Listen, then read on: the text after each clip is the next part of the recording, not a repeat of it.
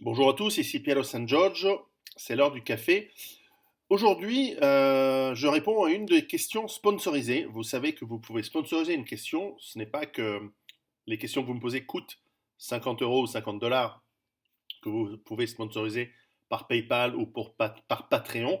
C'est simplement lorsque l'un d'entre vous a envie qu'une question qui lui tient à cœur soit partagée avec la communauté des à peu près 50 000 personnes qui suivent ces vidéos, qui sont abonnés à mes réseaux sociaux, eh bien, il peut le faire.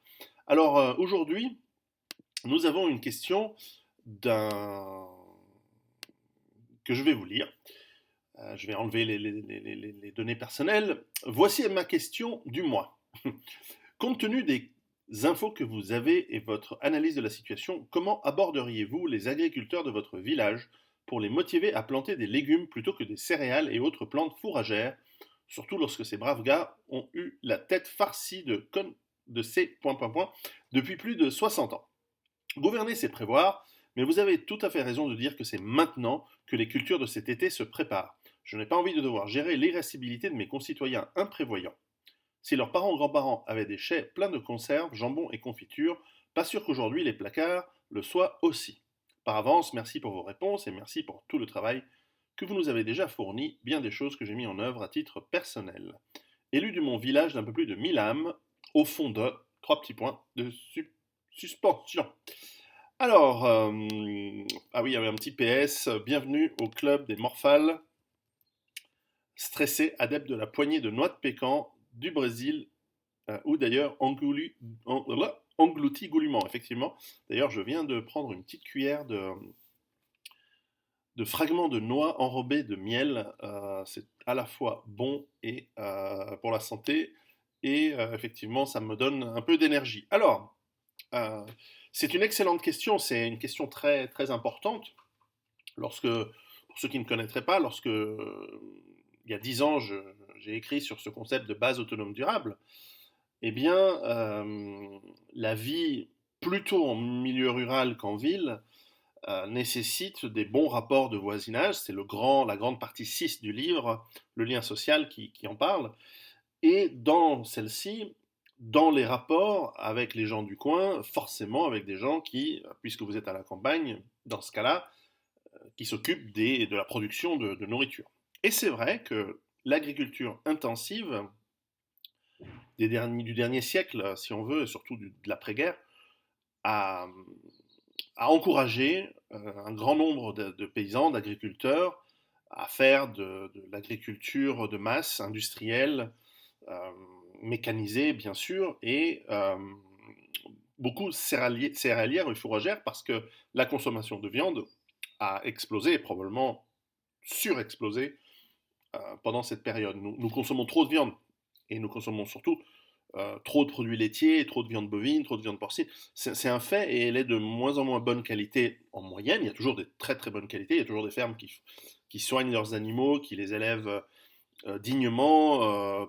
Sa dignité, c'est pas le mot qu'on utilise pour les animaux, mais enfin, d'une bonne manière pour qu'ils soient sains dans leur production, que ce soit des produits laitiers pour faire des bons fromages, du lait peut-être, moi je pense que le lait c'est pas très bon pour l'être humain, enfin voilà, et faire des bonnes viandes qui, tant dans les conditions de vie que d'abattage des animaux, ne sont pas remplies de saloperies, de pesticides, de fongicides, de tout ce qu'on veut, et d'hormones de stress de l'animal qui, avant d'être abattu, vit un calvaire, tant dans le transport entre son lieu de vie et son lieu, enfin de vie, dans sa prison, bah, bref, vous connaissez et vous pouvez être comme moi, quelqu'un qui aime et manger de la viande raisonnablement, et probablement trop, sans avoir besoin d'être végétarien ou vegan, pour vous rendre compte qu'effectivement c'est un problème, l'élevage industriel et torsionnaire qui existe aujourd'hui. Bon, cela dit, c'est pas vous qui décidez forcément, vous pouvez décider par vos moyens,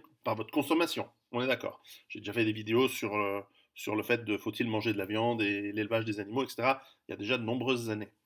Maintenant, dans ces rapports avec vos voisins agriculteurs, paysans, c'est vrai que le premier point à voir, c'est quelle est la culture, on va dire, psychologique de là où vous êtes. Par exemple, là où je suis, dans ma ferme, dans ma base autonome durable, dans une petite vallée, dans un canton suisse bilingue, euh, où les journalistes ont été assez difficiles avec moi et maintenant devraient le regretter. Mais puisqu'on est dans cette, je fais cette vidéo le 12 mars et nous sommes en pleine explosion de la crise du virus que j'avais évidemment pas prévu, mais enfin j'avais averti que c'était une possibilité et voilà. Eh bien, dans ce canton, chaque vallée a sa personnalité. Chaque habitant de la vallée a une culture un petit peu différente. Et s'il y a des vallées très claniques, très renfermées, il y en a d'autres un peu plus ouvertes. J'ai la chance de vivre dans une vallée un petit peu plus ouverte et un peu plus, on va dire, accueillante des étrangers comme moi, étant étranger, toute personne n'étant pas de la vallée ou n'étant pas de la famille ou du clan. Eh bien, la manière dont vous allez approcher déjà les gens doit être délicate parce que si tu approches le paysan qui a toujours fait comme il fait et qui est d'une culture où l'étranger n'a pas un mot à dire sur comment faire les choses, si tu commences à lui dire écoute mon vieux, toi et tes vaches, franchement laisse tomber, cultive des topinambours et de la quinoa et des germes de soja parce que c'est plus cool, euh, je suis pas sûr que tu vas réussir à le convaincre et je suis pas sûr que tu vas marquer des bons points. Donc c'est pas facile. C'est pas facile. En plus, l'agriculteur, par définition, il fait ce qui a toujours fonctionné. Alors, je mets ça entre guillemets, c'est-à-dire que ce qui a toujours fonctionné, c'est ce qu'il a connu, lui, en étant quelque chose qui fonctionne. Si ça se trouve, son père, qui avait la ferme avant lui, ne faisait pas du tout les mêmes choses que lui. Mais lui, ça fait 10, 20, 30 ans qu'il travaille avec ses machines pour faire des céréales, qu'il les vend, qu'il fait son profit, parfois petit, parfois grand, ça dépend de la taille et des subventions qu'il reçoit.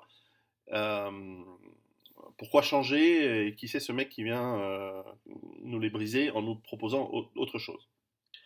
Je crois que il y a deux grandes phases d'approche. La première, c'est de vous faire accepter en tant qu'individu, en tant qu'humain, en tant que personne, euh, de confiance. De confiance, vous savez, l'amitié ne peut pas exister sans confiance. Les rapports respectueux doivent se faire dans la confiance. Vous ne pouvez pas respecter quelqu'un à qui vous n'avez pas confiance. Et c'est d'ailleurs l'un des problèmes fondamentaux des sociétés hétérogènes. C'est que les gens étant trop différents, on ne peut pas se faire confiance. Parce que les cultures sont trop différentes et il y a d'hostilité évidente. C'est quelque chose que l'on constate. Alors le respect, il doit se faire dans la confiance, et cette confiance, on doit la gagner petit à petit. C'est là où on sort l'adage où, vous savez, on peut pas, il faut une femme 9 mois pour faire un enfant, mais vous ne pouvez pas mettre 9 femmes pour faire un enfant en un mois. Il faut respecter le temps. Et l'amitié, les relations, ça doit être sympa d'essayer de faire un enfant avec 9 femmes. Mais ça marche pas. En tout cas, vous pourrez avoir 9 enfants, mais pas un enfant en un mois. Et donc, il faut mettre en place ces relations très difficilement. Alors, exemple personnel. Dans ma vallée, il y a essentiellement de la production de vaches laitières. On fait du fromage pour la raclette. Il est très bon, il est artisanal, il n'y a pas beaucoup de vaches et pas beaucoup de production parce que la Suisse subventionne pour une production raisonnable et non pas productiviste à mort, donc c'est déjà pas mal, en tout cas dans cette vallée. Et ces gens ont toujours vécu des bovins depuis que ça existe, quoi, depuis qu'ils sont là, parce que dans ces terres de montagne, il n'y a que de la prairie qui pousse. Alors certainement, chacun dans sa maison a un petit potager où on fait du chou, de la pomme de terre, du poireau et un peu de salade, mais c'est limité parce que la terre est rocailleuse et pauvre, elle est acide à cause des sapins, de l'altitude, qui rend aussi les saisons hivernales très longues, moins ces dernières années, c'est vrai, mais tout de même, il y a du gel jusqu'en mai, voire de la neige jusqu'en juin. Donc, moi, il m'est arrivé d'avoir de la neige dans mon jardin le 1er juin. Donc, à 1000 mètres d'altitude, c'est pas très haut, donc t'imagines. Et donc, dans ces vallées, rationnellement, la seule chose que tu peux faire, c'est avoir des vaches, des moutons, avec des trucs d'appoint, hein, des cochons, des poulets, du potager. Mais les vaches et les moutons, ils bouffent de l'herbe qui pousse l'été abondamment, et tu les fais monter au fur et à mesure que la saison avance et au fur et à mesure que l'herbe pousse dans les alpages, de plus en plus haut, et l'herbe qui repousse dans les couches intermédiaires, tu la coupes, tu la stockes, et c'est avec ça que tu nourris les animaux l'hiver en espérant que tu en as assez. Et ensuite, tu recommences le cycle, et puis quand les animaux baissent, bah, tu les remets à l'étable, et l'automne, ils redescendent au fur et à mesure que le froid arrive et que l'herbe ne pousse plus dans les régions les plus hautes et donc les plus froides, et ainsi de suite. Donc tu fais par palier. Et donc tu as ce cycle de préparer l'hiver, faire sortir les animaux, les faire monter aux alpages, les faire redescendre, un cycle qui est ancestral, qui est millénaire probablement. Et donc qu'est-ce que tu vas leur dire? Fais autre chose. Ok, alors ça c'est le premier point, enfin c'est les deux premiers points. Tout d'abord, c'est qu'il faut gagner il faut gagner leur confiance et que tu t'adaptes à la région. Si tu es dans le Languedoc ou en Toscane ou en autre, là c'est complètement différent parce qu'effectivement la possibilité, le choix entre l'agriculture, on va dire, et on va arriver aux céréales, hein, mais utiliser ton champ pour quelque chose, euh, on va dire, de végétal, de production végétale plutôt que la production pour animaux, donc prairies, pâturage et fourrage, eh bien là tu as vraiment le choix. Sauf qu'il y a aussi cette idée de rotation des champs et de ne pas toujours forcément laisser, euh, de faire bouger les champs, et donc il se peut que tu puisses utiliser une partie de tes prairies ou des éléments en friche pour les animaux. Il faut ensuite ajouter que dans le travail de paysannerie traditionnelle, l'animal est très important puisqu'il aide à fertiliser les sols par ses déjections, par exemple le crottin de cheval ou de mouton est super intéressant. Moi je récupère celui de mes voisins un petit peu pour faire pousser des courges. Moi je fais des butternuts et des courges classiques. Je vais essayer des courges turques cet été, on va voir, parce qu'elles étaient gigantesques, on va voir ce que ça va donner. Et donc je travaille aussi on va dire de symbiose, et beaucoup de paysans le font. Je suppose qu'évidemment, la question, c'est si vous êtes des paysans qui ne font que des céréales, que des céréales, que des céréales. Maïs, orge, blé. C'est vrai que, et même on pourrait pousser dans une autre mesure pommes de terre, parce que beaucoup de pommes de terre sont produites pour nourrir cochons. Bref, moi j'ai un souci avec les céréales, effectivement, dans le sens où on s'est habitué à ce que la céréale soit l'aliment principal de la civilisation depuis 15 000 ans, mais en fait, c'est pas un bon aliment. Surtout les céréales modifiées, génétiquement euh, travaillées, et même de plus en plus avec vraiment une modification industrielle et très pointue que sont les OGM, ce qu'on appelle les OGM. Enfin, on a toujours modifié génétiquement par la sélection des graines, sans aller dans le gène lui-même, mais on l'a quand même sélectionné. Mais on a des céréales avec des, euh, des capacités recherchées pour la fabrication industrielle des pains et des saloperies, plus que de la capacité nutritionnelle. Et en plus, l'être humain, il n'est pas bien adapté, hein, à la digestion et l'absorption des céréales. J'ajoute, par rapport à, par exemple, des fruits ou d'autres légumes qui eux aussi ont été génétiquement modifiés, hein, il ne faut pas le nier, hein, je veux dire, la pastèque à l'origine c'est une petite prune grande comme ça, mais petit à petit on les sélectionne, etc. Bon, vous connaissez le truc, je ne vais pas vous faire un cours d'agronomie, d'histoire de la nutrition et de l'agronomie. Il y a des super livres là-dessus qui sont très intéressants. Bref, à ce moment-là, c'est seulement parce que vous avez gagné la confiance de ces paysans que vous pouvez leur dire, avec des arguments si possible rationnels et si possible économiques, de lui dire, est-ce que sur ton champ, tu aurais pensé à en consacrer une partie pour du maraîchage ou de la culture de végétaux, qui sont peut-être plus rentables, certes qui demandent plus de travail, mais qui sont peut-être à la fin plus rentables, et que tu euh,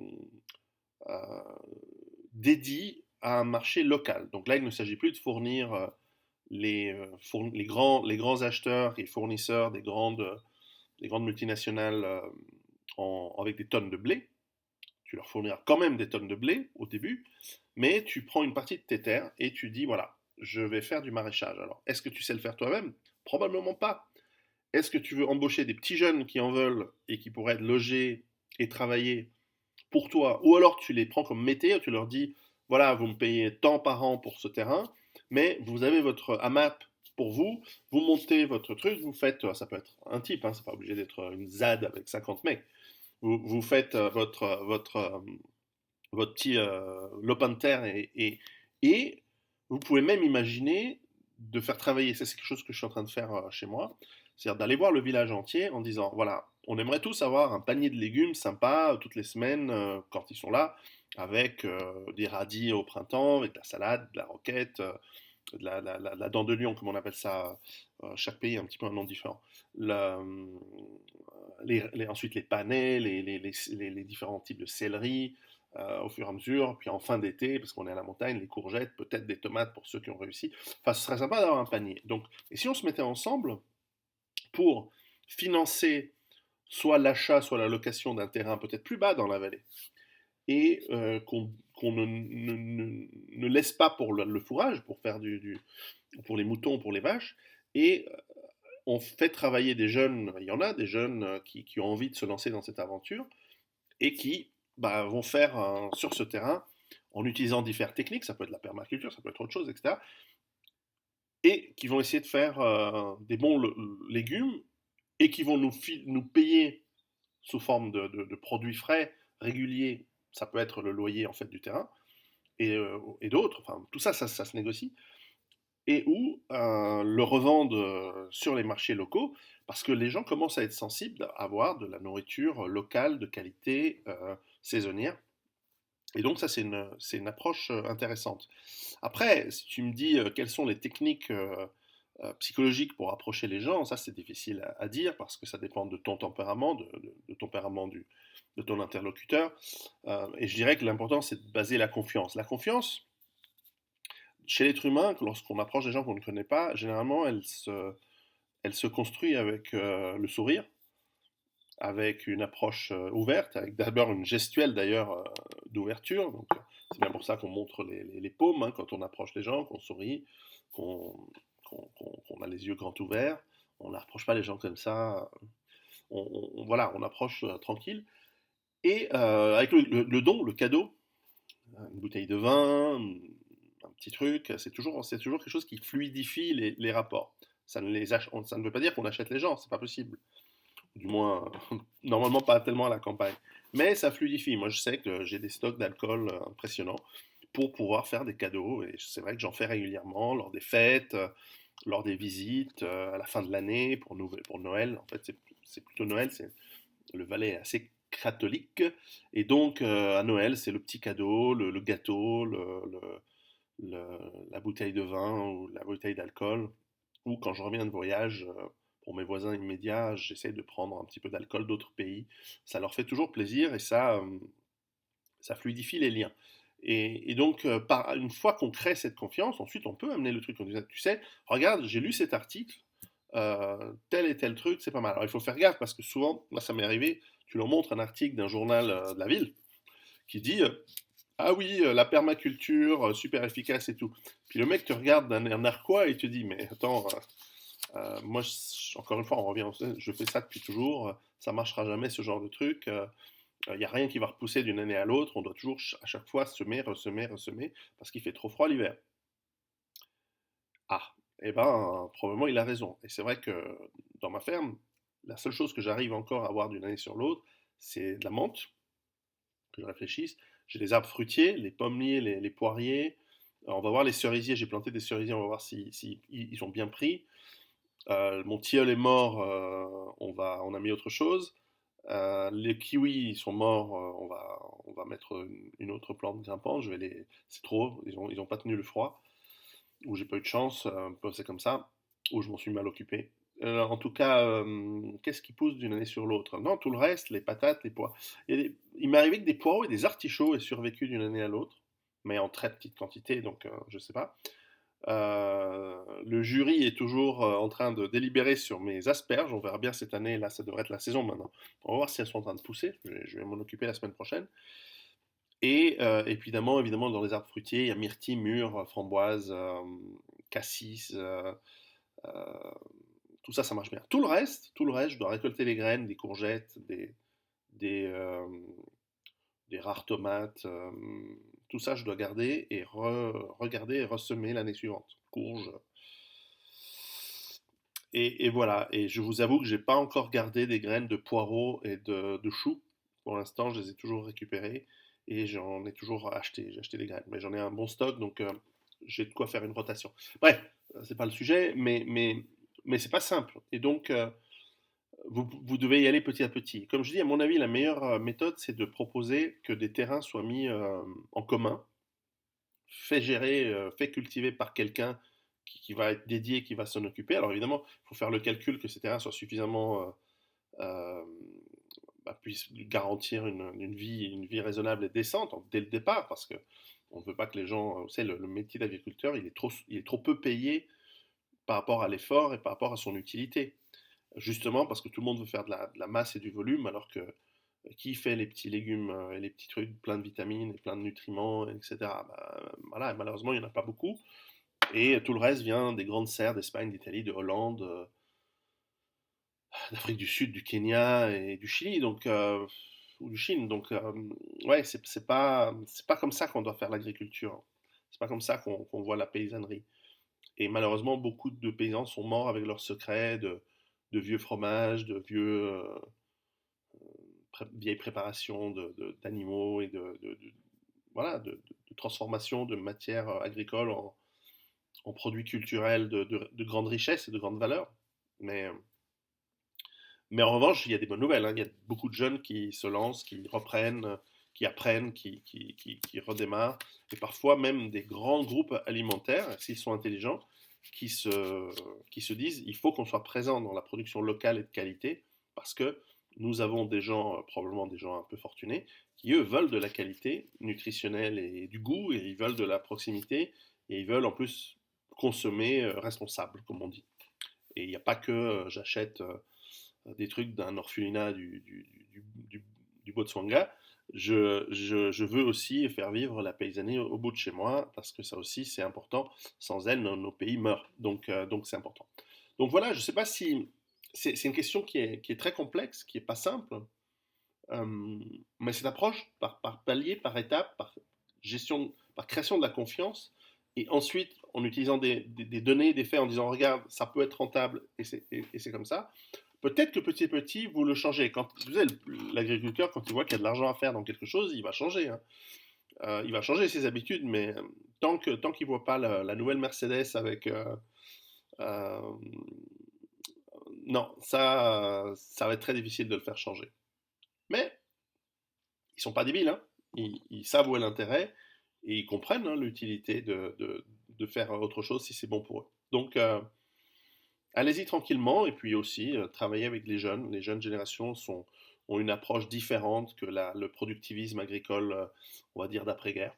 Donc, les jeunes sont probablement plus ouverts à cela. De toute façon, la condition de l'agriculteur en Europe et en tout cas en France et dans pas mal d'autres pays, elle est difficile. C'est un métier très important pour tous, et parfois qui est maltraité et qui est ingrat en termes de revenus et de satisfaction et de prestige social. Je veux dire, vous allez dans les villes, tu as tout le monde qui est là, ah oui, cet aliment, il est génial, machin, tout ça. Mais en fait, quand tu leur parles des paysans, pour eux, voilà, c'est des pecnos dégénérés, c'est des cutéreux. Ils ont un mépris de caste même de classe sociale envers ces gens qui travaillent et qui nous font vivre. Donc, c'est dommage. Voilà, j'espère que ça répond à ta question. Comme souvent, mes réponses, normalement, vous donnent plus de travail et plus de réflexion et plus de nouvelles questions, probablement, que de réponses, mais ça fait partie du job. Car c'est jamais clair et net ce travail que l'on fait de se préparer, de œuvrer pour notre indépendance, pour notre autonomie. C'est un travail long, c'est un travail de quotidien. C'est pas obsessionnel non plus, hein, ça va, on n'est pas parano, mais petit à petit, on avance, petit à petit, on crée des relations, ça prend des années, ça prend une vie et ce n'est jamais terminé. Et, euh, et ça aussi, ça fait partie de la préparation, et donc préparez-vous. À bientôt.